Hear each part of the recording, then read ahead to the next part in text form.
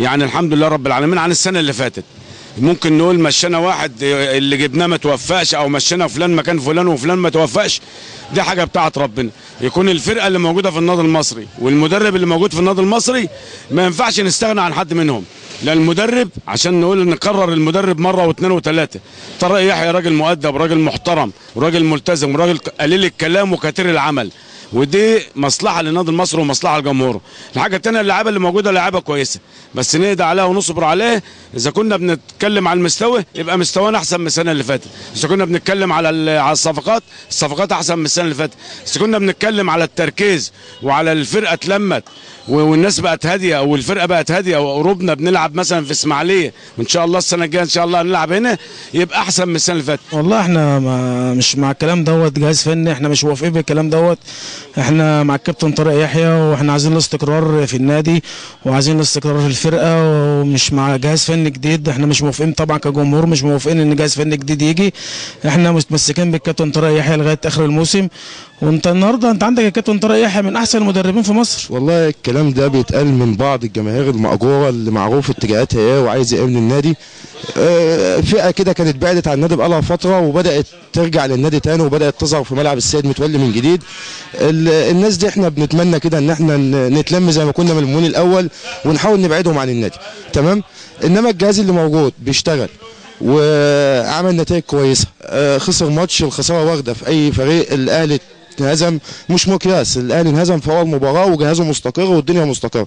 فاحنا يا ريت نتعلم من الناس، مش عيب ان احنا نتعلم. الماتش اللي جاي ده بالنسبه له ده على عمل جامد بالنسبه عشان طارق يحيى. حتى الشارع البورسعيدي ما يتهزش من طارق يحيى، لازم يكسبه زي ماتش المقاولين اللي فات ده. ماتش المقاولين ده يعني لما كنا لازم نكسب الماتش ده بجميع المقاييس، لان الفتره اللي قعدناها دي نقعد واحنا مثلا الثاني في الدوري بتاع 10 بونت نزل، ما فيش اهتمام، ما فيش اي حتى حافز على الفوز، ما فيش اي، تحس كده ان في استهتار، ما فيش اي رباط مع لعيبه مستهتره بالفرق اللي قدام منها، فالماتش راح منهم. بالنسبه للصفقات، الصفقات كلها يعني تعتبر كويسه. احنا ما عندناش مشكله الا في حراسه المرمى، محتاجين جون، محتاجين باك يمين. لكن بالنسبه للموسم اللي فات، الموسم ده طبعا احسن بكتير والبدايه كويسه. لازم نكسب ولازم نتغلب، مفيش فرقه بتكسب على طول. فلما نجمع في 4 ماتشات 7 بونت يبقى بدايه مبشره بالخير. نتمنى ان الجهاز يفضل معانا على طول عشان ما نقعدش نحاسب بقى زي المواسم اللي فاتت بالقطعه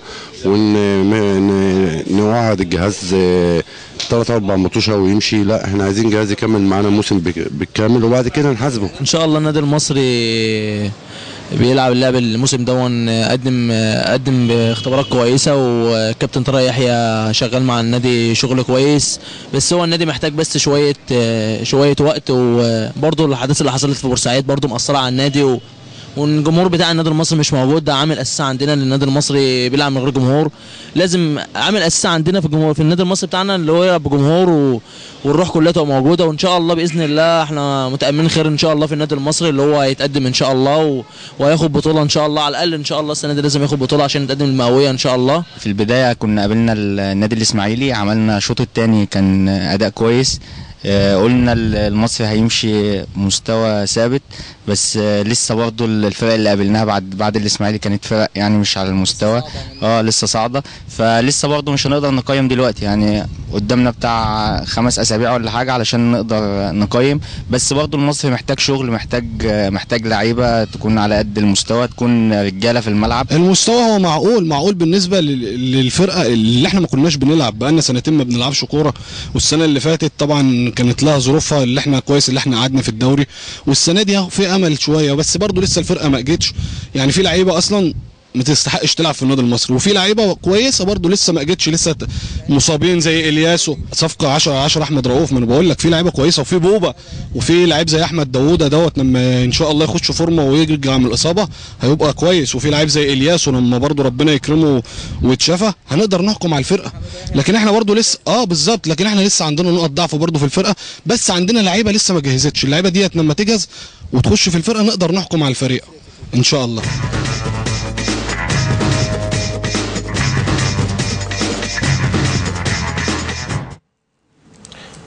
اكيد دي كانت اراء طبعا بعض جماهير النادي المصري البورسعيدي المحبه والعاشقه للمصري البورسعيدي، الحاج خميس والعربي زلزال، وطبعا ونشأة عطا، وكل الناس اللي موجودين يعني بيحبوا بورسعيد موجودين معاك. اعتقد يعني قالك شويه وقت، احداث بورسعيد لسه مأثره، الاحداث اللي مرت بورسعيد قبل كده، صفقات مهمه، تعقيبك على الكلام ده. والله طبعا هو يعني احنا برضو هنبتدي من اول موضوع تاني. اتفضل. انا شايف ان في التقرير اللي مقدمه الاستاذ احمد وجيه طبعا على اساس ان طبعا القناه حاسين ان في كلام او لغط في الشارع البورسعيدي طبعا بتغيير المدير الفني او الجهاز الفني او طبعا احنا اثناء تعاقدنا طبعا او بدايه تعاقدنا مع مدير فني، احنا يمكن اخر فريق في الدوري الممتاز تعاقد مع المدير الفني. تمام. تعاقد ليه؟ كان حتى جماهير بورسعيد كانت مستعجله علينا ولازم مدير فني ولازم بدانا نشتغل شغل زي ما بتقول كده حاجه تليق بمقام النادي، يعني حاجه تليق بمقام النادي المصري. فاشتغلنا على القصه ديت. طبعا رشحنا عدد من المدربين الاكفاء، كلهم طبعا مدربين محترمين، طبعا اجهزه محترمه. طبعا اثنينا الاختيار طبعا على الكابتن طارق يحيى وجهازه. كابتن طارق يحيى طبعا اما تعاقدنا معاه تعاقدنا معاه باقناع جميع مجلس الاداره، اقتنع بهذا الرجل وبانجازاته طبعا كراجل يعتبر مهم بالنسبه لمدربين مصر في الدوري المصري. طبعا راجل بيعمل بهدوء، بيشتغل كتير جدا، ما بيتكلمش، عامل انا شايف معاه جهاز طبعا الكابتن طبعا مدحت مكي وكابتن طارق السيد، كابتن عادل مأمور طبعا وطبعا جميع افراد الجهاز اكيد طبعا هنقول طبعا يعني الجهاز المعاون طبعا. فانا حاسس ان في كيمياء موجوده في الفرقه، هم عاملين كيمياء بينهم وبين بعض، في تجانس بصراحه. هو كابتن حسام حسن طبعا الكابتن حسام اسم كبير طبعا ومدرب محترم ومدرب قدير طبعا، وجهاز معاه جهاز محترم طبعا. وبدايته ونجاحه معاكم طبعا وبدا معانا في النادي كلاعب كوره، وبعد كده ابتدى التدريب معانا ونجح في النادي المصري وانقذ النادي المصري عده مرات ولكن احنا السنه دي بنشتغل شغل مجلس اداره، شغل احتراف. ان احنا بندي الفرصه للمدير الفني نحاسبه لنهايه الموسم. مش هشتغل بالقطعه، انا لو اشتغلت مع المدير الفني بالقطعه او مع الجهاز الفني بالقطعه انا استحاله هحقق طموح جماهير النادي المصري.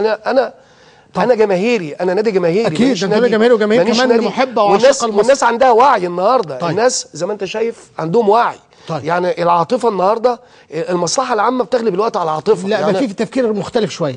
طبعا الفكر اتغير. طب اسمح لي بس، انا متابع يعني كل زمايلي اصحابي على فيسبوك، منهم محمد الخولي عضو مجلس اداره، قال لك يعني احنا مش عايزين بقى حد يقعد يكسر المقاديف زي ما معناه، يعني بما معناه، وان طارق يحيى باقي حتى نهايه تعاقده مع نادي المصري البورسعيدي. طبعا الاستاذ محمد الخولي عضو مجلس اداره وراجل طبعا قريب طبعا من النادي وراجل محترم وليه وجهه نظر تحترم وليه وجهه نظر برضه تحترم. احنا النهارده طبعا كمجلس اداره طبعا احنا زي ما انا قلت لحضرتك مش هنحاسب بالقطعه. احنا اتفقنا ان احنا